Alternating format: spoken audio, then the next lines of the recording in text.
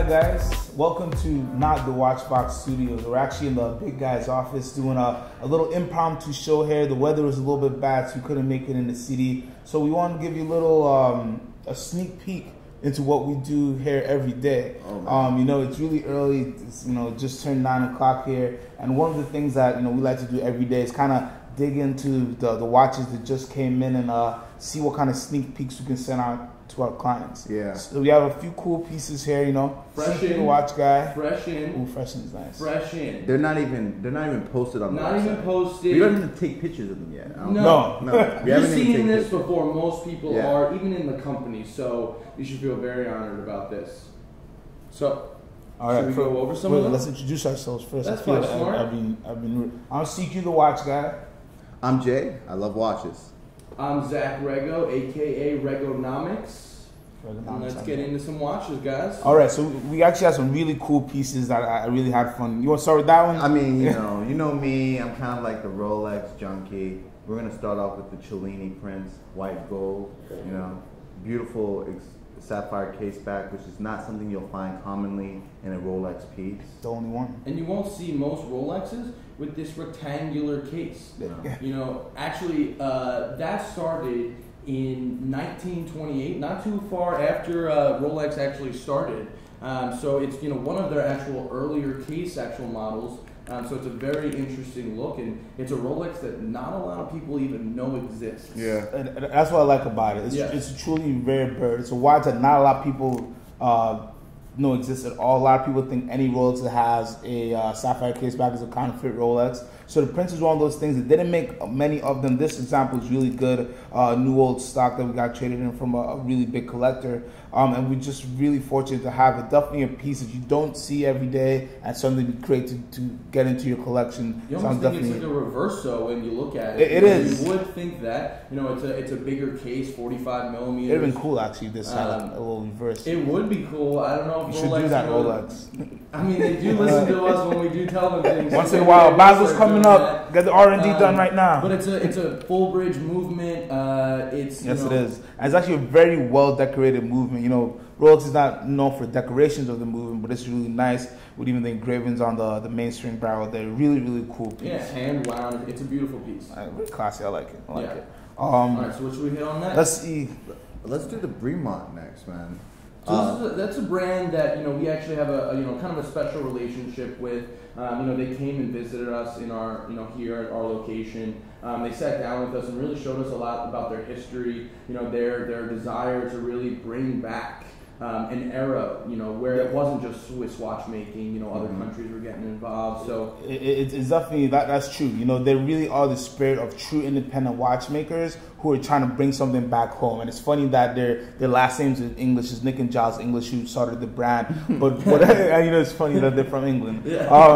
What's really interesting is the partnerships they've done from the Wright Flower, which is a watch that has a piece of the original plane, the Everfly ever inside of it, or the Victory, which has Her Majesty Victory, or the Code Breaker. They really found a way to put really cool partnerships together, and then just their watches are great. Take something like this, a super great 500-meter diver, hardened steel case, three triptych case as well. That has nice curved lugs, so it hugs you, really, really comfortable watch, and just a cool looking dive piece. You really can't go wrong with it. And I love independent brands that price themselves accordingly. They're not going too crazy. They're really on point with their message, and they really do things right. And I'm confident that they'll have an all in-house British movement watch in the next 10 years or so. They're doing really good things out there. Absolutely. And what I especially love about this is the vertical lines that actually travel right through the strap onto the dial of the watch.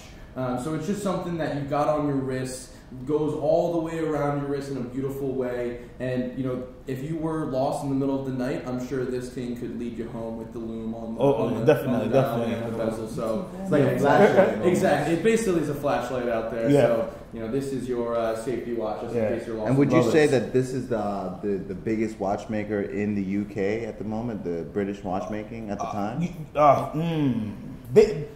Biggest man, it's tough. I feel like I might not. In terms of units produced, maybe. I know there's some smaller watchmakers out there who do some not good trying things. to offend anybody. Yeah, no, there's definitely some smaller UK brands. I know production-wise, these guys are like at least in 10, 12,000 range. So I don't know if there are any other British brands. I'm sure in the comments you guys will correct me, but please let us do. But I know right now they're the only truly independent brand that has a connection like they do with the clients. Nick and Giles did a whole English tour where they brought cars over here, and you can watch the interview that we did with Tim Masso and actually travel down the whole U.S. to different dealers. The connection that they have with the people, with the dealers, is just amazing. And it's just really, I like to see that in a brand where you put your own money into the game and you keep making it happen, just keep pushing on forward. Absolutely. All right, so let's we got 2 Reversos here. Let's go over one of them. Let's split them up. Let's do this one first. Okay, so a little bit smaller case size on this one. Yeah, so this one's actually the Reverso Duo Tribute, and like beautiful classy, came out with a few years ago. Another really new old stock piece here. Beautiful silver dial with the blued steel hands, and then when I flip it over, the money shot is gonna come right now. Look at that dial. Oh wow. So that's really what kind of sets this watch apart, is the fact that when you do reverse it, that blue, where you had the white side on the other side, that's a little bit more noticeable, that you can see, if you see somebody wearing that in public, and then they go in, they go into another room, they switch it over to the blue, it's like they changed mid-party. Yeah, 100%. I just love the color contrast. The silver with the blued steel is great enough, and then that blue is just like a nice deep powder blue. I love the Reverso. It's a watch that really is apart from anything else. It really is. It's in its own lane. Jaeger does a great job with these pieces, and their classics will never go out of style. Call me crazy, but I really like the blue alligator strap. It really does well with the beautiful contrast of the dials. It's beautiful. It's definitely a trendy, fashionable watch, especially with the trends of blue, wearing blue suits, blue, tuxedos, and then you've got your blue dress watch that's a Reverso. That's definitely going to go with, what trends are today, and I think that if you're, looking to get a statement piece that's not totally over the top, this is the watch that you can wear, in a dressier setting and really turn some eyes. Oh yeah, definitely. That's definitely something you want to get into your collection. So let's save this Reverso for last, and we'll bring out. Let's bring out some Panerai. This nice, beautiful Panerai. This is the PAM 505 radium composite case in this brown. Some would call it a tobacco, like a burnt tobacco dial, and a burnt tobacco case on this Suede Sulamente strap. I really love this watch because it's a classy radium case, but the material is very different.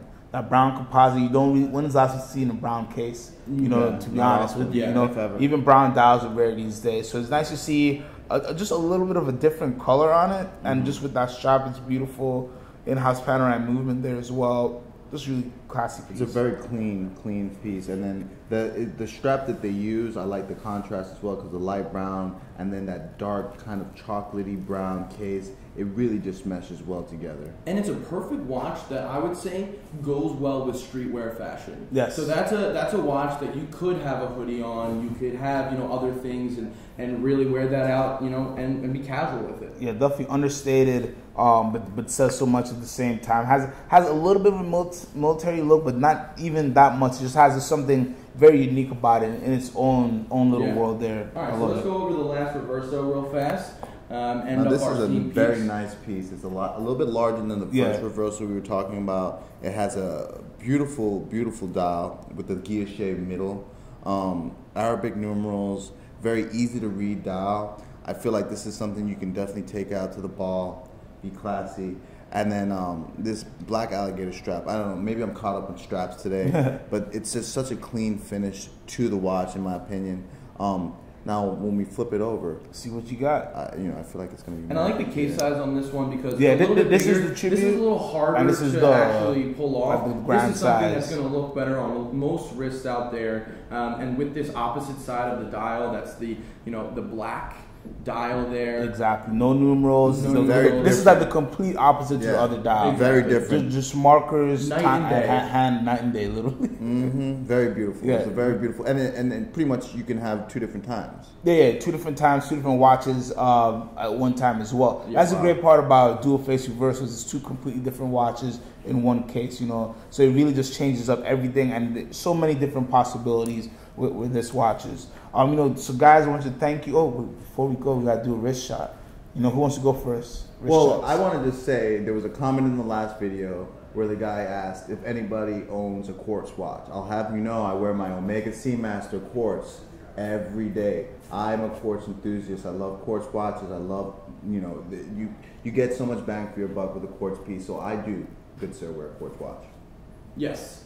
I'm actually wearing the Omega Speedmaster Moonwatch, Dark Side of the Moon. Yeah. This is definitely a special piece that we just got in. Not even on the website, this one specifically right here. This is a watch that you can wear any day, every day, any occasion, every occasion. So, get this watch off my wrist, please. Try and take it from me. All right, and in the spirit of buy what you love, Super Avenger 1 diamond bezel. Woo. I love this watch. Not under the radar. Not under the radar at all. Many people get in comments like, why is he showing off this diamond bezel watch? And I can tell you, I've always loved the Super Avenger. I've always loved the white dial, and I love the subtle diamonds, using smaller diamonds, doing in 2 rows. This is not, a big gaudy aftermarket piece. They didn't stuff 5 carats of diamonds on the bezel. It's nice, it's classy, and if you want a little bit of bling, there's nothing wrong with getting a little bit of bling. Absolutely. It's just a really nice, classy piece, and I've had the fortune of selling this many times, and I love the way it looks on the wrist. Again, buy what you love. It doesn't really matter what anybody thinks. It's your money, right? Absolutely. So that was a quick sneak peek of some of the stuff that we just got in, and we wanted to show you guys so that you guys can get the first look before anybody else does.